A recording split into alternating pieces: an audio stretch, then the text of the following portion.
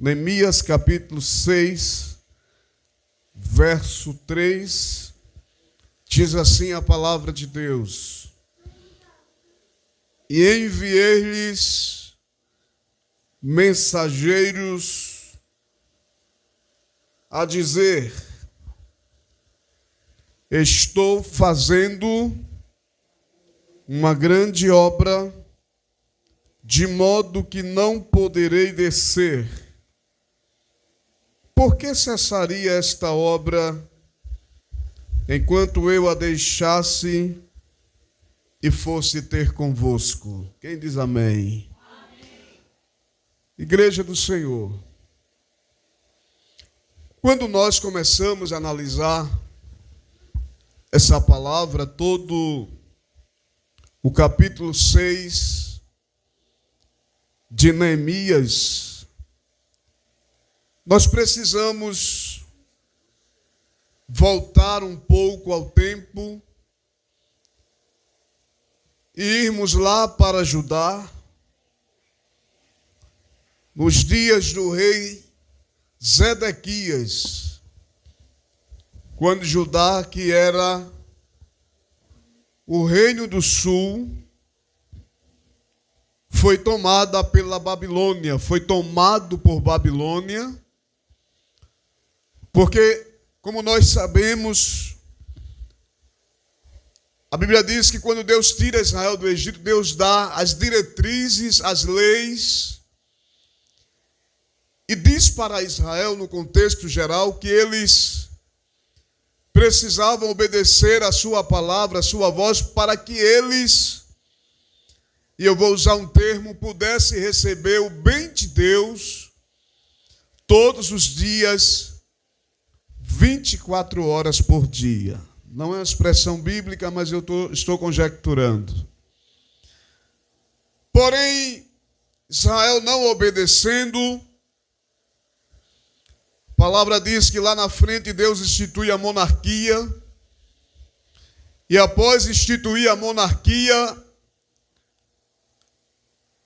o segundo rei de Israel, que era Davi, primeiro Saul, segundo Davi, o terceiro Salomão, quando ele assume o trono, ele assume debaixo de uma profecia, e seria uma promessa por conta do comportamento que Deus estava vendo em Israel. E a palavra diz que após a morte de Salomão, Deus divide o reino de Israel. Um dia, um profeta por nome de Aías, encontrou Jeroboão, filho de Nebate, que tinha, eu vou usar a expressão, uma desinteligência com Salomão, havia praticamente se afastado dos arredores, e a palavra diz que o profeta Aías se apresenta para Jeroboão, que a Bíblia chama de Jeroboão I, e diz para ele, Aías está com uma capa nova sobre si, ele pega a capa, divide em 12 partes, 2 partes ele deixa com ele e 10 partes entrega a Jeroboão.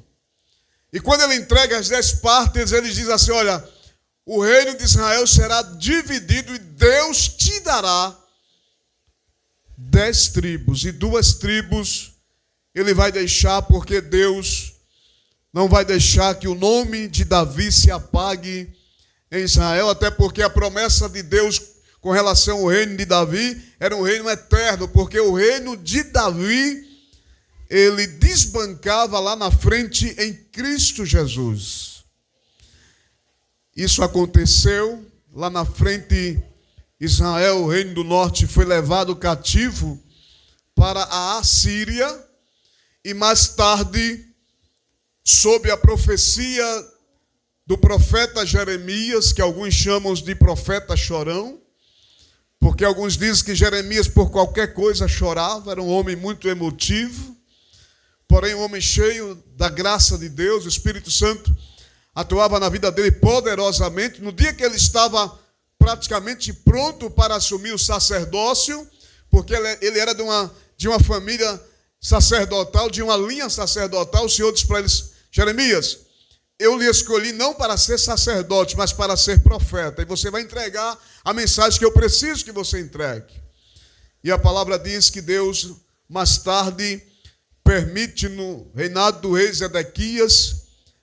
O rei Jeoaquim também foi um rei que a Bíblia diz que, segundo o texto, foi um rei muito perverso, muito mau. Teve até um que ele faleceu e foi enterrado numa cova de um jumento.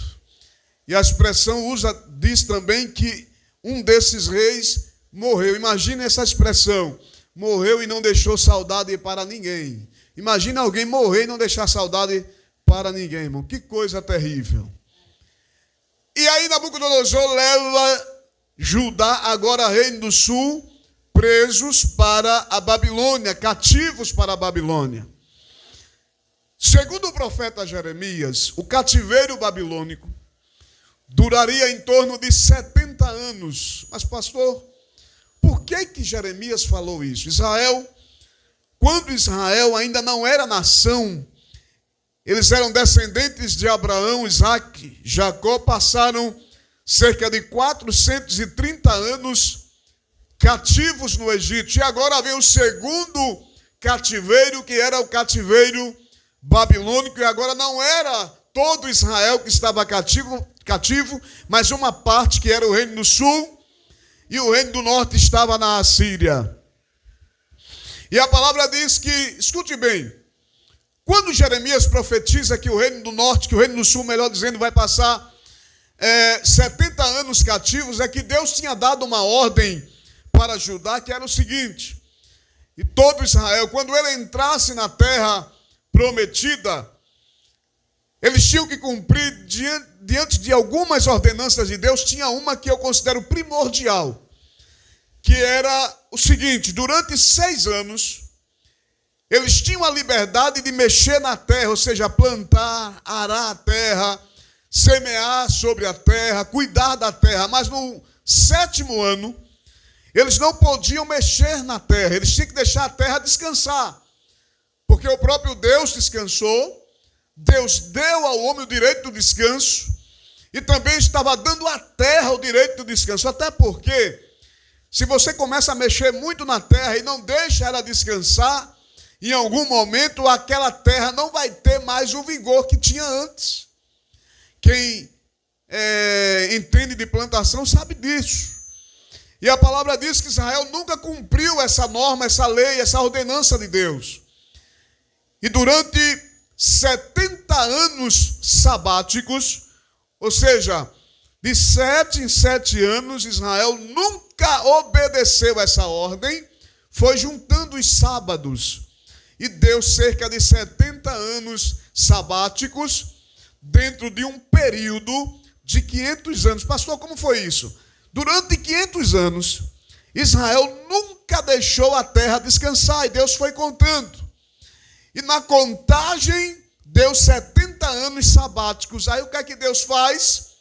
Tira Judá, leva para a Babilônia, e eles agora vão ter que passar 70 anos cativos lá na Babilônia, para que a terra pudesse descansar.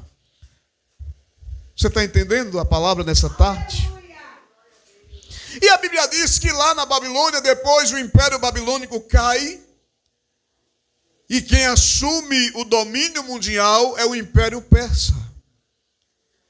E a Bíblia diz que no reinado do rei Artaxerxes I, tinha um homem de Deus naquele reinado. Provavelmente descendente de um cativo da Babilônia. E esse homem chamava-se Neemias. E quem era Neemias, pastor? A Bíblia não fala muito a respeito de Neemias, mas o que a gente pode entender na sua biografia é que era um homem de grande importância para o reino da Pérsia. Era um homem de grande importância para o rei. Era um homem que vivia a serviço do rei e era o homem mais próximo do rei. Por quê, pastor? Porque ele era o copeiro. E o copeiro, ele só não tinha a obrigação de fazer a segurança do rei, como ele tinha no seu ofício a obrigação de, antes que o rei comesse, se alimentasse de qualquer tipo de comida, tomasse qualquer tipo de líquido, quem comia antes, quem provava antes e quem tomava antes era o copeiro. Por quê? Porque o grande problema era que, se alguém tivesse envenenado aquela comida, iria ser descoberto, porque provavelmente duas coisas iriam acontecer. Ou o copeiro ia simplesmente passar mal, ou ele iria passar mal e ia morrer. Ou ele ia passar mal e ia se recuperar, ou ia passar mal e ia falecer. E a Bíblia diz que um dia chegou um pessoal de Jerusalém, depois que Ciro autorizou a volta, Ciro, que era imperador persa antes do rei Artaxerxes, autorizou a volta dos judeus para a terra. E a Bíblia diz que subiu o primeiro governador, Zorobabel. Os irmãos vão entender, a igreja vai entender onde nós queremos chegar. Subiu a primeira leva e a Bíblia diz que eles conseguiram com muito esforço. Porque durante um período alguém tinha embargado a obra, parado a obra, mas eles conseguiram com muito esforço concluir a obra do templo. Mas faltavam os muros. E um dia, quando alguns chegam de volta para Jerusalém, o copeiro Neemias procura saber como estavam os seus irmãos. Ô irmãs, quantas pessoas que se preocupam só consigo não estão nem aí para o seu irmão, se está bem, se não está. Se ela estiver bem, está tudo bem. Se ele estiver bem, é o que importa. O resto que tente se ajeitar. Mas Neemias procurou saber como é que estão os nossos irmãos lá em Jerusalém, os que voltaram da primeira leva. E sabe qual foi a notícia? Diz, olha, os que voltaram para Jerusalém, a situação deles é essa. Estão lá em grande miséria. Você imagine Neemias agora no palácio, provavelmente recebendo um excelente salário, a melhor comida que tinha. E segundo a história, Neemias recebeu essa notícia em meados de novembro de 446 a.C. E a palavra diz que quando ele recebeu essa notícia, ele ficou triste. E ele começou a orar, mas qual era o objetivo da oração de Neemias? Escuta só. Tem crente que ora muito, mas age pouco. E a oração, ela tem que estar atrelada à ação. Não adianta eu chegar na casa do meu irmão e ter condições de ajudá-lo ali naquela hora e olhar para ele, simplesmente dizer assim, olha, eu vou ficar orando por você, que Deus vai mandar, e eu tendo condições de ajudar, e não estou nem aí para a situação do irmão. Mas quando Neemias recebeu aquela notícia, Neemias ficou triste, disse, eu tenho que fazer alguma coisa. E começou a orar, como os anos eram contados em ordem decrescente, não da forma que a gente conta hoje, crescente. A Bíblia diz que ele orou mais ou menos, conte comigo aí, uns 3 a 4 meses de oração, orando a Deus, porque o intuito dele era pedir ao rei para deixar o palácio e ir para Jerusalém, colocar a mão na obra. Porque tem pessoas, irmãos, que estando bem ali, está tudo certinho, tudo tranquilo, minha família está bem, meu filho está bem, meu esposo está bem, minha esposa está bem, o salário está equilibrado, a minha geladeira está organizadazinha, as roupas estão na medida, eu abro o meu guarda-roupa, eu conto as roupas, eu escolho a roupa que eu quero usar, eu olho minha sapateira, eu escolho o sapato que eu quero usar, mas Neemias não queria estar ali no palácio bem, sabendo que os seus irmãos estavam lá em Jerusalém em grande miséria. E a palavra diz que por meados de março e abril de 445 a.C., um ano anterior, no final do ano ele recebe a notícia, provavelmente no ano 445, quando ele se apresenta um certo dia ao rei, todos que se apresentavam ao rei, principalmente o copeiro, não podia se apresentar com o rosto triste, nem com o olhar cinzudo. Todos que estavam ali na presença do rei tinha que estar com o rosto alegre, com o rosto feliz. Porque se alguém apresentasse outra expressão, o rei poderia entender que aquela pessoa estava tramando alguma coisa contra ele, conspirando contra ele, e poderia até mandar matar aquela pessoa. Mas um dia, Neemias chegou diante do rei triste. E quando Neemias chegou diante do rei triste, o rei perguntou para ele o que estava acontecendo, e ele explicou a situação. E a Bíblia diz que o rei deu a Neemias um prazo e autorizou a ida dele para Jerusalém, para Judá, para terminar, para construir o muro da cidade de Jerusalém. E o rei deu as condições necessárias, o rei deu tudo o que ele precisou. Mas escute uma coisa aqui. Aleluia. Sempre vai ter alguém que vai se opor a você em alguma coisa que você está fazendo. Sempre vai ter alguém que vai de encontro a você.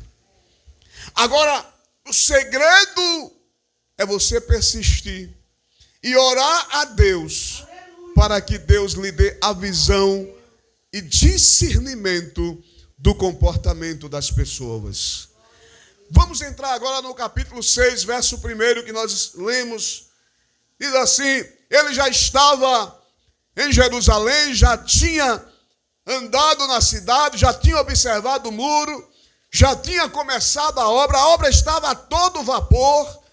Mas no versículo 1 diz que sucedeu que, ouvindo Sambalate, Tobia, Gesem, o arábio e o resto de que, irmãos? Dos nossos inimigos, que eu tinha edificado o muro e que nele já não havia brecha alguma, ainda que até este tempo não tinha posto as portas nos portais. Sambalate, quem eram esses homens? Eram homens que exerciam autoridades naquela região. Sambalate possivelmente era o governador de Samaria. Gesem era um homem influente ali naquela região do Oriente. E o Tobias também era um governador, possível governador daquela região.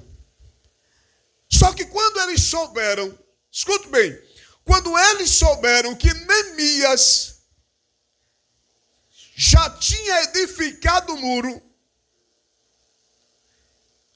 eles não ficaram satisfeitos. Aleluia. Eles não ficaram, eles não aceitaram aquilo ali. O pior é que, além do mais, eles, além de não aceitar, eles fizeram o grupo. Tinha pessoas atreladas a ele. Só que qual era o principal objetivo desses homens? Era amedrontar e intimidar Neemias. Quando eles viram que o muro estava erguido, que já não havia mais brecha, você está entendendo a mensagem aqui nessa tarde? O muro estava erguido, não havia mais brecha. No sentido espiritual, aleluia, o muro tem que ser erguido sem brecha, não pode ficar nenhuma brecha.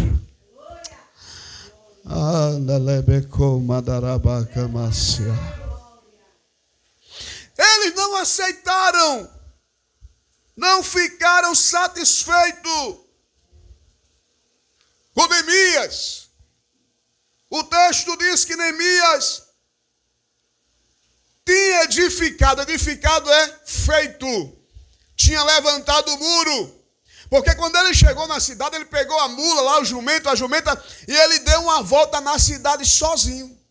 Ei, tem coisa que você não pode revelar antes que comece. Porque alguém pode tentar querer atrapalhar. Quando ele chegou na cidade, ele começou devagar. Foi olhando o muro, aí ele foi vendo as brechas. Foi vendo as brechas, foi vendo onde estava rompido, o que tinha de destruição, o que precisava para ser edificado, para ser levantado. E ele começou a fazer a obra. Só que eu quero dizer uma coisa aqui nessa tarde. Neemias não fez a obra sozinho. Ninguém faz nada sozinho nesta vida, irmãos, igreja do Senhor. Precisamos uns dos outros. Diga assim para a sua irmã que está do seu lado. Precisamos uns dos outros. Precisamos estar de mãos dadas. Só que Sanbalat, Tobias, Gesem. E aí Neemias diz assim: e o resto de nossos inimigos. Quando eles viram que o muro estava de pé, só faltava colocar as portas. Vamos trabalhar para a gente parar ele. A pergunta é: você vai parar ou vai continuar? Não responda para mim, não. Só faltava os muros, as portas dos portais. E o texto diz aqui no verso 2: Sanbalat e Gesem enviaram, não é assim? A dizer: vem, congreguemo-nos juntamente nas aldeias no vale de Ono. Porém, diz o que o texto? Intentavam fazer-me mal. Eles queriam fazer mal a Neemias. Olha, irmã, tem um adágio popular que diz assim: quem vê cara não vê coração. Eles queriam de alguma forma, a região que eles estavam chamando Neemias para ir, era o seguinte: era uma região que ficava um pouco distante de Jerusalém. E Neemias, saindo daquela região de Jerusalém, indo para onde eles queriam, Neemias ia ficar vulnerável. E provavelmente os inimigos que estavam cercando eles ali iriam atentar contra a vida de Neemias. Só que quando eles mandaram, e nós falávamos aqui pela manhã, mandaram um convite. E sabe o que é que Deus está dizendo aqui nessa tarde? Cuidado com os convites. Porque nem todo convite é de Deus. É assim ou não é? Nem todo convite é de Deus.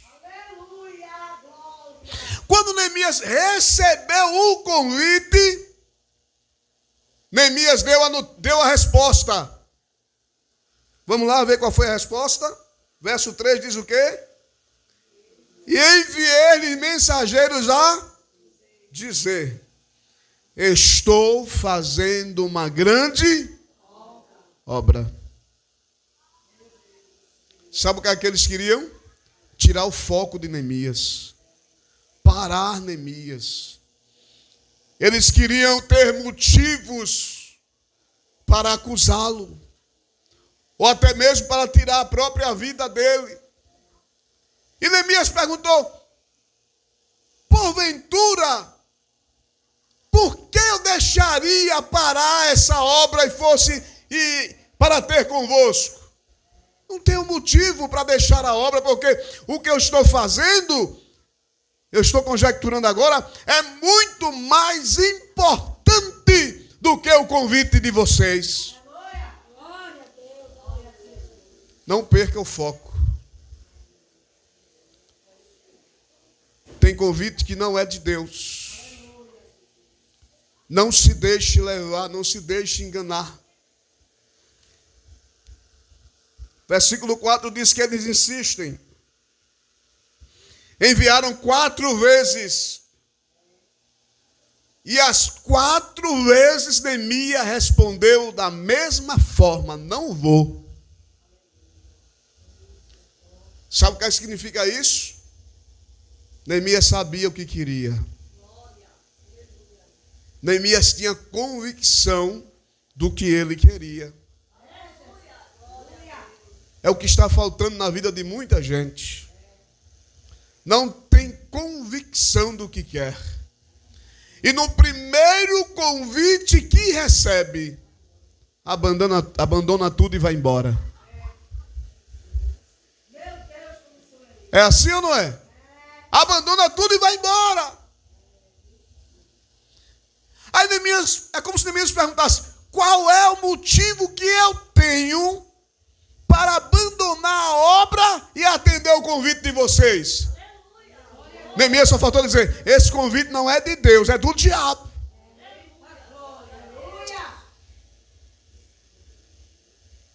Deus estava dando a Neemias discernimento, estratégia, mostrando para ele: olha, Neemias, preste atenção, vê os convites, Neemias, que estão mandando. Preste atenção nos convites, Neemias.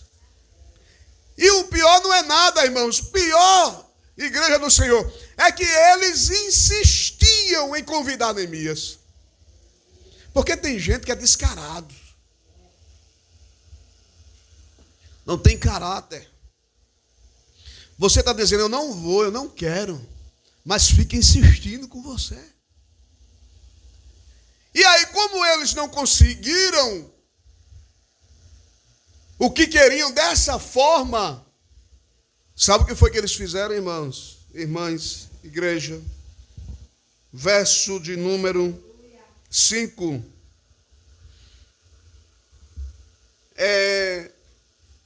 Agora eles usaram uma estratégia. Eles mandaram pela 5ª vez, foram 4 vezes convidando Neemias, Neemias não quis.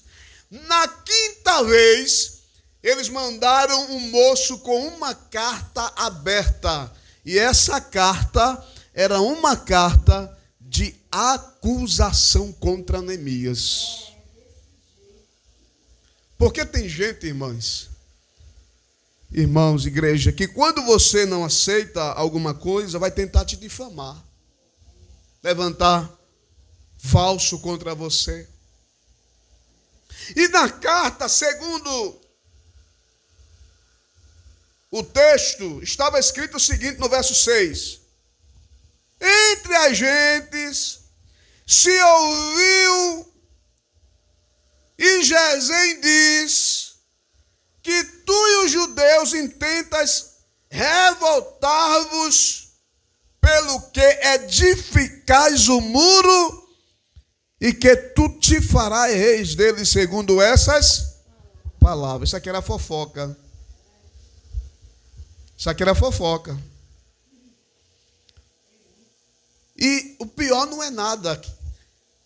É que essa fofoca eles estavam inventando para desestabilizar Neemias.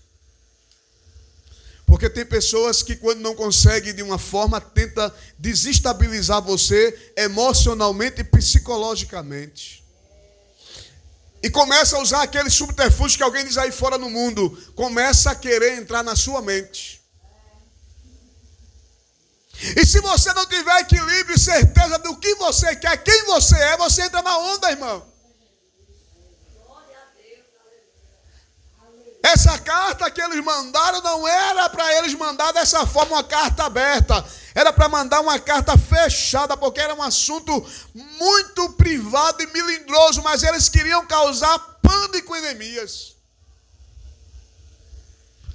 Mas quem tem convicção da chamada de Deus, do que Deus tem falado com ele e com ela, não entra em pânico com essas coisas, não.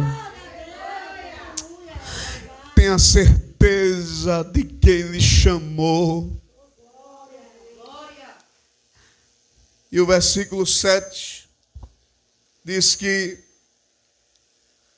eles continuam a acusar Neemias, dizendo que Neemias está se rebelando contra o rei da Pérsia,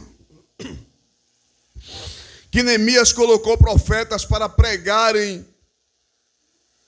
dele em Jerusalém, dizendo que ele era rei em Judá. Ainda disseram mais para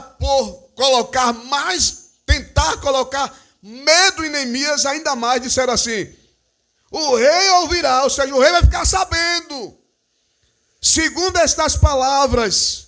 E aí jogam de novo: vem, pois, agora e consultemos juntamente. Se Neemias fosse, Neemias estava concordando com eles. Os irmãos estão entendendo? A gente tem que ter discernimento do que estamos fazendo. Se Neemias dissesse assim: não, está certo, eu estou indo, não diga nada ao rei não. Neemias estava simplesmente assinando embaixo. É isso mesmo. Mas sabe o que Neemias fala no versículo 8? Porém eu enviei-lhe a dizer: de tudo que dizes, coisa nenhuma sucedeu, ou seja, aconteceu. Mas tu, do teu coração, o inventas. E agora? Tem gente que não consegue de um jeito, sai inventando coisas. Sai levantando falso. Sai dizendo coisas que você não fez. Sabe o que é que eu acho mais interessante disso? É que Deus pesa tudinho na balança, não escapa um, e pesa grama por grama. Porque com Deus não tem esse negocinho de bonzinho, carinha bonita não, irmão. Com Deus é tudo certinho. É grama por grama, não escapa ninguém. Quando chega na balança dele, ele dá o peso certo. Dá o peso certo. Quando o papai do céu bota o pastor na balança, dá o peso certinho dele. É assim ou não é? É. E aí o texto diz que ele disse: vocês estão inventando tudo isso. Veja a tranquilidade de Neemias. Fica tranquilo, irmã. Fica tranquilo, irmão. Deixa quem quiser falar o que quiser falar. Deixa quem quiser te criticar, colocar teu nome lá embaixo. Deixa quem quiser estar com pá inchada por aí, cavando buraco, achando que está enterrando você dentro. Mas pelo contrário, enquanto alguém pensa que está enterrando você, você está nascendo, crescendo, frutificando, se fortalecendo. Ah, da graça de Deus, e o nome de Deus vai sendo glorificado em tua vida.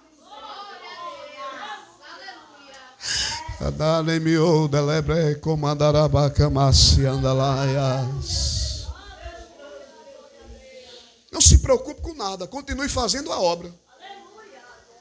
Com humildade. O segredo é ter humildade. Neemias foi lá tomar satisfação? Foi ou não? Não. Em momento nenhum. Em momento nenhum. Porque quando alguém vai lá, perde a razão. Quer perder a razão? Então vá lá. Agora quer ganhar? Vá conversar com Jesus. Vá conversar com Jesus. Foi o que Neemias fez. Eu vou concluir, viu, irmãos? Mas eu vou concluir aqui para a gente. E diz o texto que Neemias agora fala no verso 9, porque todos eles nos procuravam atemorizar. Sabe o que é atemorizar? Colocar medo. Colocar medo. Dizendo, as suas mãos largarão a obra e não se efetuará, ou seja, não acontecerá. Aí quando Neemias fala isso, ele faz uma oração e diz assim, agora pois, ó Deus, me dá força que agora que eu vou continuar na obra, fazendo a obra de Deus. Esforça as minhas mãos que eu vou continuar.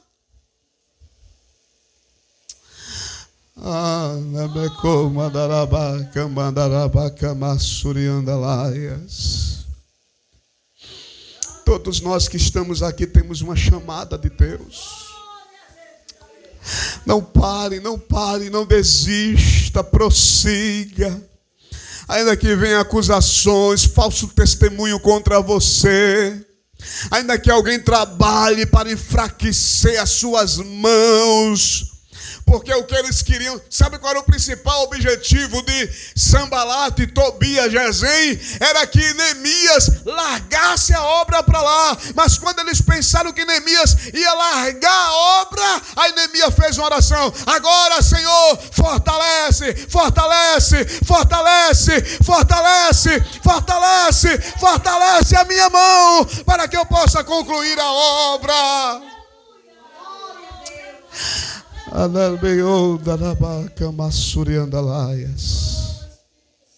Continue pedindo força a Deus. Se você puder, diga assim, fortalece, Senhor, as minhas mãos. Aleluia. Aleluia. Aleluia. Glória a Deus. Esforça as minhas mãos. Só que, deixa eu dizer uma coisa para você aqui nessa tarde. Versículo 10. E entrando eu em casa de Semaías, filho de Delaías, o filho de Metabel, que estava encerrado, ou seja, preso, disse ele, vamos juntamente à casa de Deus, ao meio do templo, fechemos as portas, ou seja, as portas do templo, porque virão matar-te. Sim, de noite virão matar-te. Verso 11. Porém eu disse, um homem como eu fugiria, e quem há como eu que entre no templo e viva? De maneira nenhuma entrarei lá. Sabe quem era esse homem? Ele era aparentemente uma das pessoas que Neemias confiava. Só que este homem, que parecia que era um homem de confiança, estava agora com falsidade com Neemias, querendo que ele entrasse no templo quando não era de competência dele como governador. Se ele atendesse o pedido de Semaías, fosse para o templo, porque Semaías foi comprado por Tobias, Sanbalate e Gesem, já que não conseguiram levar ele para outro ponto, vamos fazer o seguinte, chama ele para dentro do templo, porque eles iriam ter do que acusá-lo, porque no dia que o rei Uzias entrou no templo, no lugar do sacerdote, ele ficou leproso e morreu leproso, porque não podia entrar ali. E Neemias disse que eu fugiria, um homem como eu, e será, eu entraria no templo e ficaria vivo? Veja, de novo, Deus dá discernimento a Neemias. Vamos ver aqui, para a gente encerrar agora. Aleluia, Jesus. Verso 12, veja o que diz. E conheci que eis que não era Deus quem o enviara, Mas essa profecia falou contra mim. Portanto, Tobias e Sambalate o subornaram, compraram ele. Escute, nem tudo é Deus. Nem tudo é Deus. Nem tudo é Deus. Semaías parecia até ser um profeta. Parecia ser amigo de Neemias. Mas quando Neemias recebeu o convite dele, Neemias, sob a orientação do Espírito de Deus, entendeu que não era de Deus aquele convite. Olha, irmão, 2 convites que não eram de Deus. Os irmãos estão entendendo a palavra nessa tarde? Segundo convite que não era de Deus. E tem gente que basta fazer o convite e já sai correndo. Não pergunta ao Senhor, não consulta o Senhor, não olha pela visão espiritual, olha só as vantagens, irmã Mônica, pastora Sandra, olha só as vantagens. Mas muitas vezes aquele convite é um convite de destruição. E o Senhor está dizendo mais uma vez nessa tarde: tenha cuidado com os convites. Porque tem convite que não é de Deus. Tenha cuidado com os profetas. Porque tem profeta que não profetiza o que é de Deus. Temos muitos homens e mulheres de Deus que abrem a boca quando Deus manda e fala realmente o que Deus manda. E eu creio, viu, quando Deus usa os seus filhos e as suas filhas. Mas tem aqueles que não é Deus que mandou. Falam quando Deus nunca mandou falar. Dizem o que Deus nunca mandou dizer. E para nós concluirmos a palavra nessa tarde, a Bíblia diz: subornaram ele, verso 13, e o objetivo deles era atemorizar, no verso 13. E o que eles queriam, verso 13 ainda diz que eles queriam fazer com que Neemias pecasse para que eles tivessem de que o acusá-lo. E aí Neemias faz outra oração. Neemias era um homem de oração. Ô irmão, como é bom a gente gostar de orar. Olhe, a oração, ela é a arma mais poderosa que nós temos em nossas mãos. Verso 14, Neemias faz uma oração e diz assim: lembra-te, meu Deus, de Tobias, de Sambalate, conforme essas suas obras, também da profetisa Noádias, e dos mais profetas que procuraram atemorizar-me, a colocar medo. Irmão, ninguém vem com essa história para cima de mim porque eu sou profeta, e daí? Estou nem aí que você é profeta. O meu problema é saber do que você está falando, se vem de Deus. Se não vem, eu vou ouvir, vai entrar no ouvido e sair outro. Porque tem 2 formas de se descobrir se o profeta ou a profecia é de Deus. Quando ele profetizar e se cumprir. Mas pastor, vai acontecer algo que alguém vai falar que não foi Deus, e pode acontecer? Pode. Porque existem os adivinhos. E a segunda questão é: toda profecia tem que estar enquadrada aqui.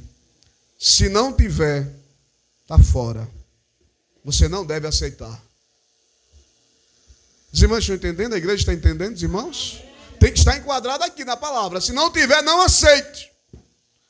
E se o profeta profetizar e não se cumprir, também não aceite. E Neemias fala da profetisa Noádias e de outros profetas que se juntaram para tentar colocar medo nele. Aleluia. Não tenha medo de nada. O Senhor disse: veja aí, Senhor. Neemias disse: veja aí, Senhor, o que eles fizeram. Veja as obras dele. Só, irmãos, irmãs, igreja, que no final de tudo, o verso 15, acabou-se o muro aos 25 de Elu, em 52 dias, por volta de setembro, agosto, setembro, se não estiver equivocado. E sucedeu que, ouvindo os nossos inimigos, sabe agora quem foi que estava com medo? Era eles. Eles tentaram colocar medo em Neemias, mas no final foram eles que tiveram medo. Porque Neemias concluiu a obra. Deus abençoou. Aí diz o texto: ouvindo os nossos inimigos, temeram todos os gentios que havia em roda de nós. Abateram-se muito, ficaram tristes, porque não conseguiram parar a obra, não conseguiram parar Neemias em seus próprios olhos. E reconheceram, olha, irmão, coisa linda, que o nosso Deus fizera a obra. Eles vão ter que reconhecer que Deus está contigo, irmão, igreja. Eles vão ter que reconhecer que quem atua na tua vida, na tua casa, na tua família, na vida do teu filho, na vida do teu esposo, na vida da tua esposa, na vida do teu parente, na vida de toda a tua casa, é Deus. No final, quando eles viram que eles tentaram,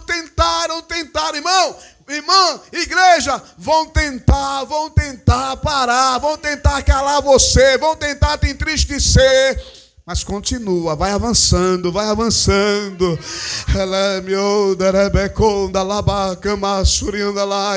Cada vez que eles tentavam parar, Neemias colocava um tijolo lá. Cada vez que eles tentavam parar, aí outro lá colocava uma colher de argamassa. Cada vez que ele tentava parar, aí chegava o ajudante e colocava lá a ferramenta, colocava lá o material para a construção, e o muro foi subindo,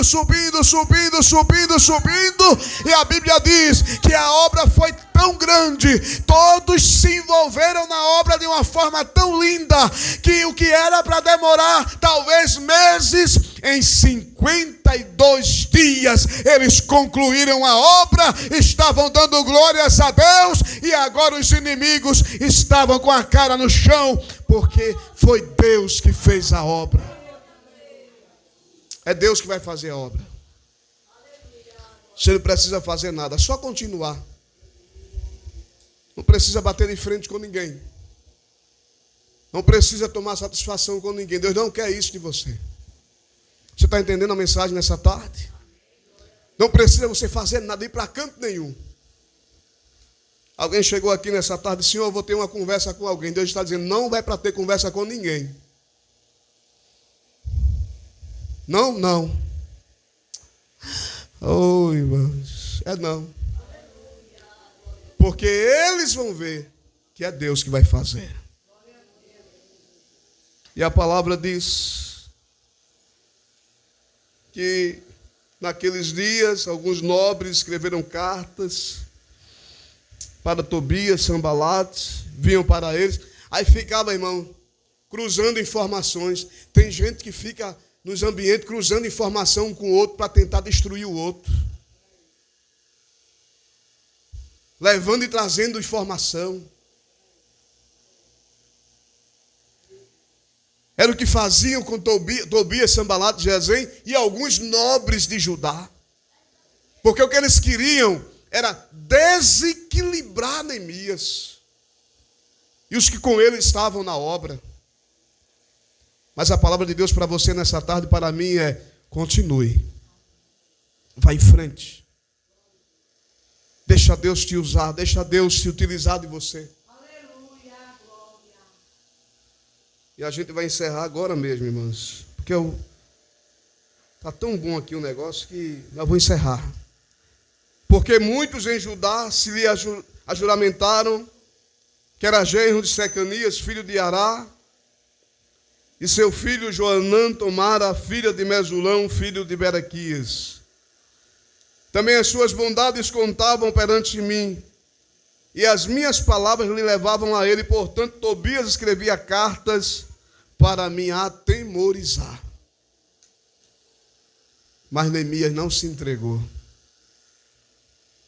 Era muita carta, irmãos. Era carta vem, carta vai, carta vem, carta vai. É como se ele dissesse: a gente vai desequilibrar ele. Neemias disse: vai nada. Sabe o que aconteceu? A obra foi concluída. O Senhor está dizendo para você: eu vou concluir a obra. Você crê nisso? Levante sua mão e dê uma glória para Jesus nessa tarde.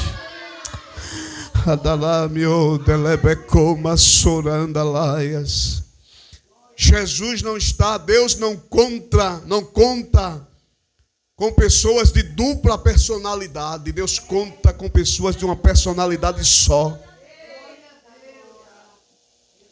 Porque um dia teve um rei que disse: olha, vocês estão comigo? Estou. Então o que vocês me viram fazer, fazem.